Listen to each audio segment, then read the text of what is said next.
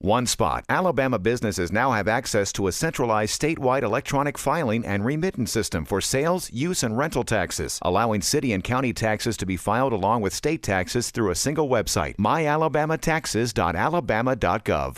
I'm Will Lockamy. And I'm Reed Lockamy. This is the Iron Bowl Hour. Or as we like to call it, the show that says if Jadeveon Clowney wants to be on the show, then we will welcome him to come be on the show for us if he wants to. But if he doesn't want to be on the show, he doesn't have to. Simple as that. On tonight's show. For the record, pronounce your last name. Lutzenkirchen. Kirkin. Okay. We're Lockamys. We should know that. I say Lochamey. The landscaping all over campus is beautiful. I'm assuming you did all that? I wish. No, that's you can thank Dr. Gary Keever for. You did all of it?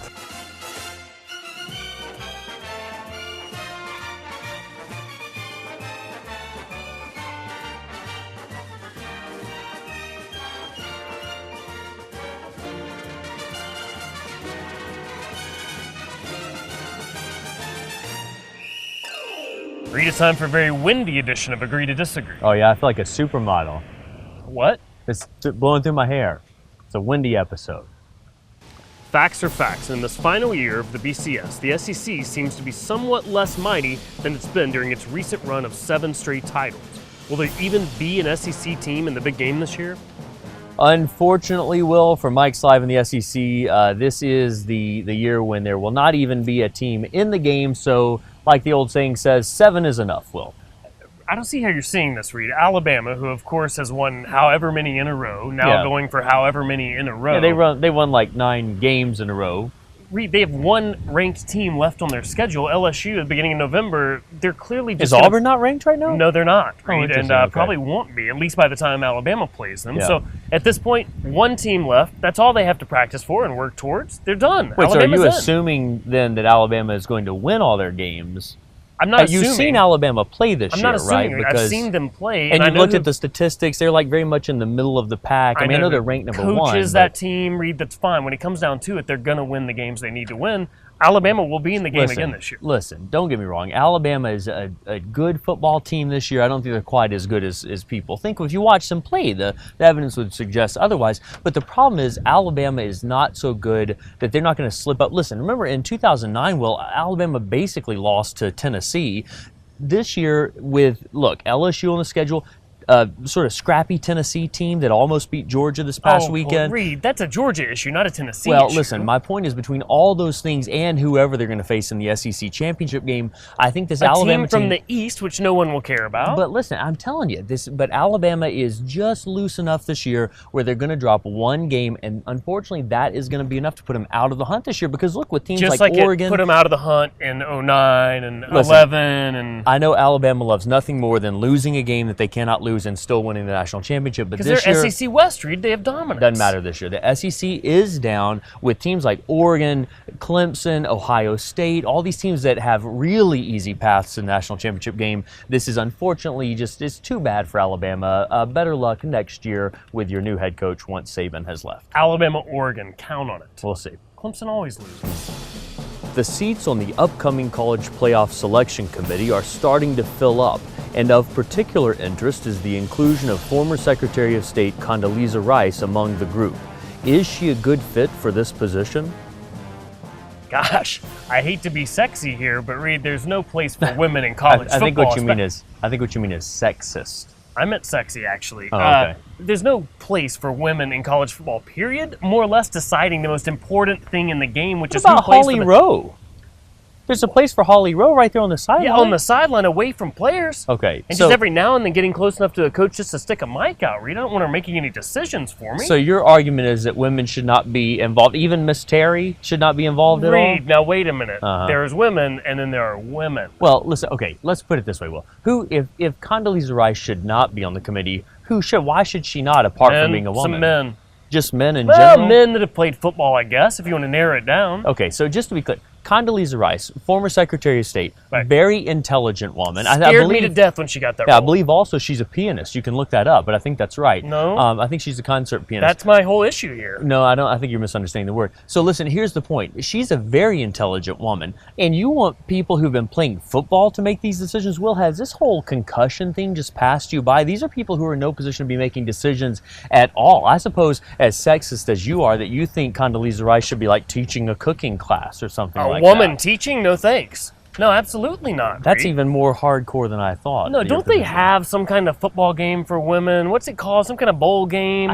I think it's just called where they look football. all good and sexist and run around. I think actually there you mean to say sexy. No, I meant sexist. I think you're just talking about football, and here's the thing, Will. Think about other football experts. Paul Feinbaum, clearly that guy has never even touched a football, right? Man. But he's never played football, and neither has Condoleezza Rice. Well, the last thing we need is another debacle where a team who didn't even win their conference championship somehow wins the national championship. And listen, a smart woman like Condoleezza Rice would be able to help keep that from happening instead of these concussed football experts. Sometimes your ignorance disgusts me. Up next, Reed, I went down and spent the day with Stephen Enloe. He's the guy that tried to save the trees in Auburn. Did you mean sexiness? Yeah, thank you. Reed, I recently went down to Auburn to check out those new wires and talk to Stephen Enloe. He's the tree guy down there. I thought he was the town crier. In 2010, after the Toomer's oaks were poisoned, Stephen Enloe gave a pretty emotional press conference right here at Toomer's Corner. We're going to talk to him today and figure out what the plans are, what they're going to put in this area. Plans are over there. On the board over there? Yeah. Have you, oh, well, I don't care. We still want to talk to him and figure out what the plans are. The weekend after the Iron Bowl, I went to Auburn, Alabama, because I live 30 miles away, and I poisoned the 2 Toomer's trees. I put Spike 80 DF in them. Did they die? Do what? Did they die? They're not dead yet, but they definitely will die. Stephen Enloe was out of the state when news of the poisoning broke. He quickly returned to Auburn to find a tradition in jeopardy. So finding it as quickly as you guys did, there was just no way to at that point get all the soil out and start fresh and try to save these trees? Well, we tried. The problem was we didn't know exactly how much had been put out there, where it had been put exactly, and then how much water had been applied to those trees. There had been several celebrations, potentially after the poisoning. And so that could have been up to about 18 inches of water that could have caused the herbicide to move downwards. Now, how far did the poison go down? Because I know there were talks of domestic terrorism and that kind of stuff because the spike or the poison could have gotten down into the water system. Well, the internet's a great thing. It is, it's fantastic, yeah. And there was a lot of rumors on the internet concerning what had happened. The reality was most of the herbicide stayed very shallow.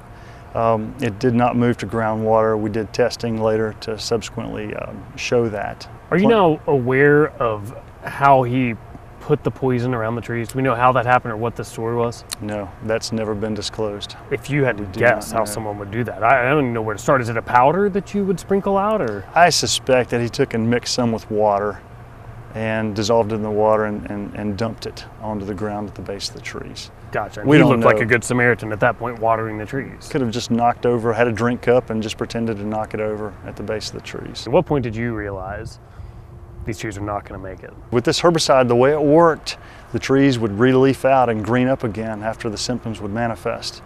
And we went through several cycles of that, and so every time, the trees green back up and you kind of get a little bit excited thinking maybe they're going to survive this time. We did an inspection June of 2012, and that was really, I'll never forget it, that was when I realized, I knew for sure that they were essentially dead.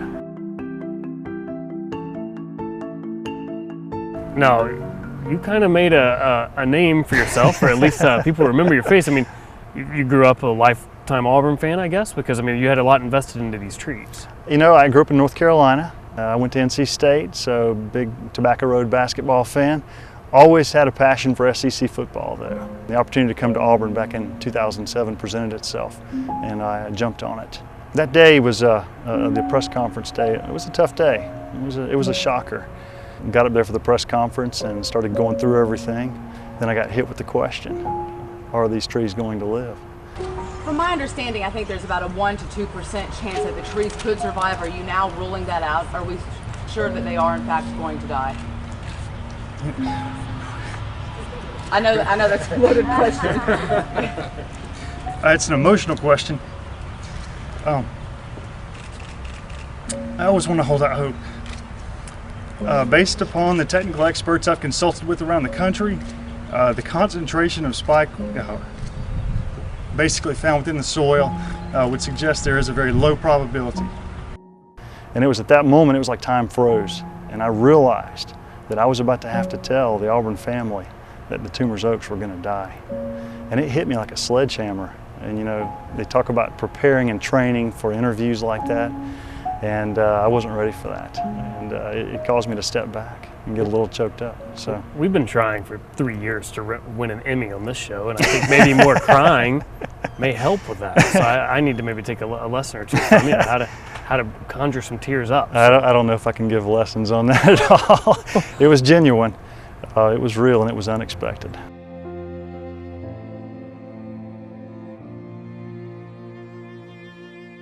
So what's next for Toomer's Corner? Obviously the wires aren't going to be a permanent thing. Are more trees, just 2 more oaks going to go in there? A lot of questions. So over the last year, Auburn University has really taken it upon itself to reach out to alumni, to fans, to the Auburn family, to get a lot of feedback on what to do with the Toomer's Corner itself. To plant new trees, to plant or not to plant, to put up some sort of artificial structure, to redesign the whole thing. And Auburn's worked very hard at coming up with a new plan, hiring some consultants and some firms to come up with a master plan for the corner. And that master plan is now on display on the website and up at Toomer's Corner on a really nice billboard up there. What do you say to people that look at this situation and just think, what is the big deal? These are just trees. Like, let's all, you know, why are we all freaking out about this? What do you say to those kind of people? Because obviously you didn't feel that way. Yeah, you know, I say it's okay, you don't have to understand. I think this is an Auburn family thing. And those trees mean a lot to the Auburn family. And so folks who are not part of that, they don't have to get it. But we know Auburn people get it.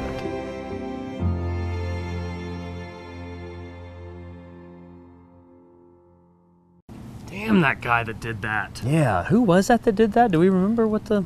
I can't think of his It name. was some guy. Just some guy. I can't remember. Up next, we're going to the top of Vulcan with another some guy, Philip Lutzenkirchen. Some guy. Read, it's time for rapid fire questions on the grill with former Auburn tight end, Philip Lutzenkirchen. Okay. Better Auburn-related craze, the Lutzy or Duffnering? Gotta go Duffnering. Yeah, he's a pro athlete. Pretty good. Is there anything you can't catch? No. Okay, so that leaves chlamydia in the race. Okay, good enough. Stay clear. Yeah. Name 5 things pictured in the A.J. McCarron tattoo. I think Jesus, an Alabama logo. I think he works the nipples in there somewhere. Those might be natural. Those might be natural. No. Some letters and probably football. That's a good Easy guess. guesses, yeah. Were you ever caught taking money to play at Auburn? Nope, never. Able to hide it. Very good. For the record, pronounce your last name. Lutzenkirchen. Kirkin. Okay. We're Lockamies. We should know that. Nah, I say Lo Chamey. Do players use hand sanitizer after Tiger Walk? No, but it is kind of gross if you think about it. Sure it is. That's like 1,000 hands you touch. It's a lot of rednecks. Yeah, no especially doubt. if you catching all that stuff. Yeah. What's the worst mascot in the SEC? There's like all that confusion going on at Ole Miss. I'm still not sure what theirs is. I gotta go with Ole Miss. Sure, Like do you have Black to? Bears and Rebels and. Whoa, do the racist. Oh, didn't say that. What is the Vanderbilt mascot? It's An anchor, isn't it? It's a No, guy with a Commodore. sword. Yeah, Oh, that's right. Yeah. Lionel Richie, maybe. How do you feel about awkward elevator rides? I'm getting pretty used to them. I just had one earlier today on the way up to here, so Yeah. Good news, you're about to have pretty another. awkward. Nice. All Let's right, do here this. we go.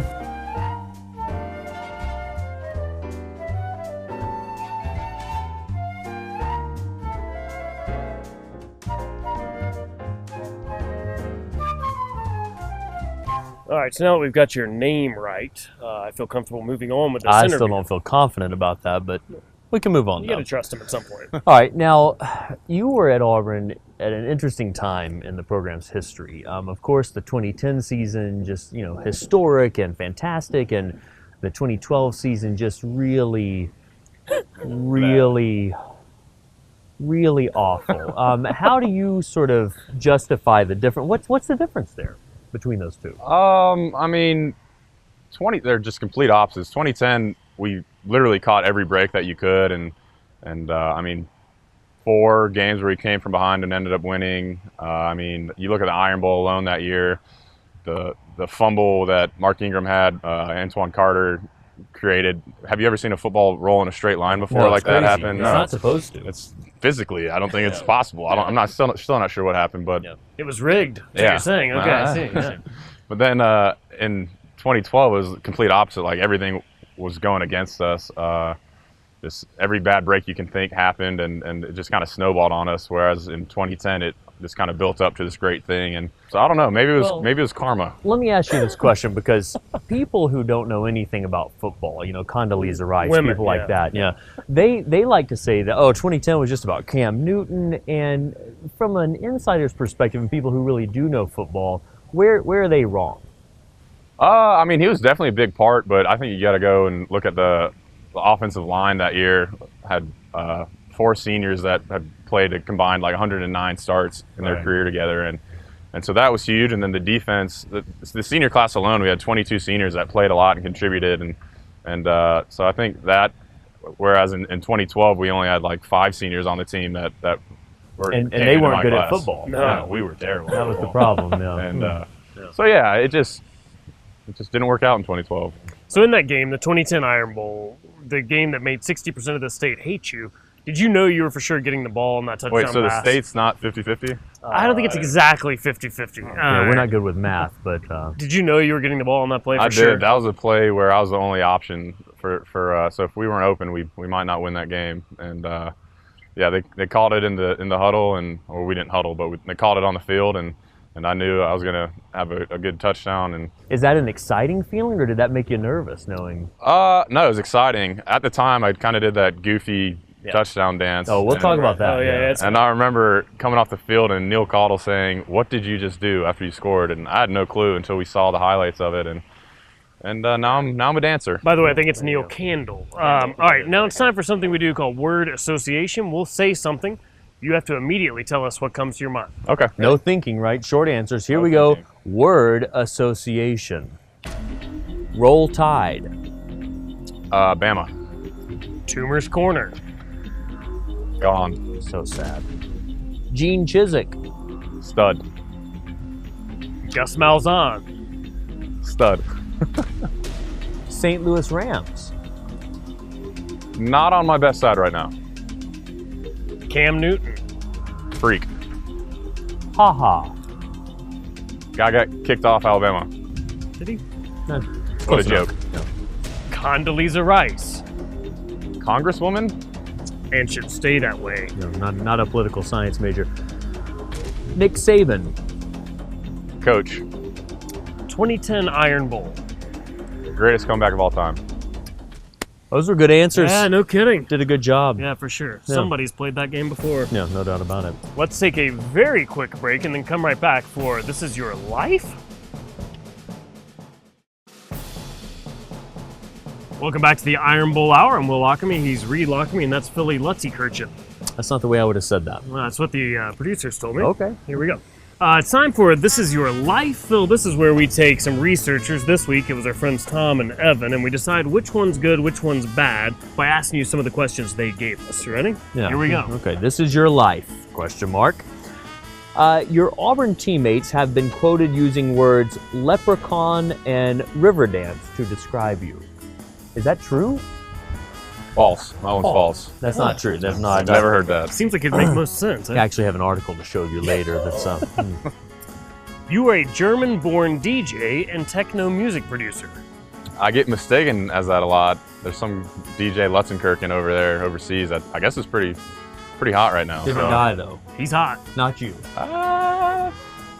Question. All right, here's a fact, or is it? In all of Auburn football history, you are the player with the longest, excuse me, name. That is true. That is true. The Yep. most letters in your name. 13 letters in the last name. That's a lot. That's a lot. I'm very unique. Yeah.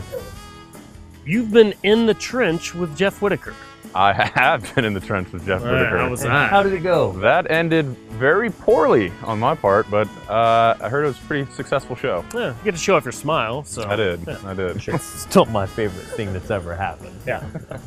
Now it's time for the real reason we got you here anyway. Of course, we want to learn how to Lutzy, so if you don't mind, let's step Yeah, over you're here. going to teach us how to dance now. We're doing that. We're going to do that. We're gonna do that, So yeah. we'll let's go find a location suitable for Lutzy. So you're All right. excited? Yeah. That's right. Yeah. All right. Now, Philip Kitchen-Curtin, we understand one of the things you enjoy doing more than anything is teaching people how to Lutzy. What are the basics? What do we need to know about this? You are completely wrong there, but Is it not Kitchen-Curtin? I don't think I've done it since Okay. the actual game. What are the basic moves?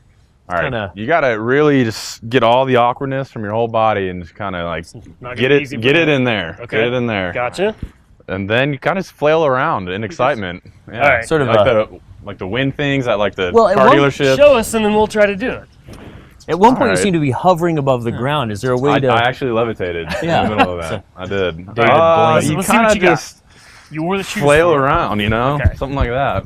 Okay. You know, I thought it might have looked cool at the time, and I guess it Kind of. Let me it just kind of didn't. get All right, a. see what you got. All right. accurate. Is that not bad? Right? A little bit better. A little Okay, bit see? better. There you go. I feel like we've got it. You should Yeah. open a dance school for No that. kidding, right? I should. That should be my next profession. We could double up the Teaching Lutzy and twerking. Yeah, not bad. Easy Not enough. bad. Twerking Kirkin. Oh, I like it. Working. It's gold. Yeah, good. Yeah, there you That's go. all the time we have for this Iron Bowl hour, and Will Lockamy. And I'm Reed Lockamy. Roll Eagle Reed. And War Tide, Will. Don't forget to follow us and interact with us via Twitter, Instagram, and Facebook, all at the Iron Bowl Hour. You can also come see our radio show, Oh Brother Radio, every Thursday, live from Iron City from 7 to 9 p.m. on Birmingham Mountain Radio. Now, Will, let's get out of here. I've got a tennis table lesson with Homer Brown in 30 minutes. Promotional consideration provided by Express Helicopters at the Birmingham International Airport, specializing in charters, tours, news, and events. And Vulcan Park and Museum, home to the world's largest cast iron statue, spectacular views, and indoor and outdoor exhibits that recount the region's history, as well as the story of the iconic 56-foot-tall statue that has become the beloved symbol of Birmingham. If Condoleezza Rice, she is very smart. You're right about that. Yeah. So she needs to be doing things like teaching cooking classes. Things.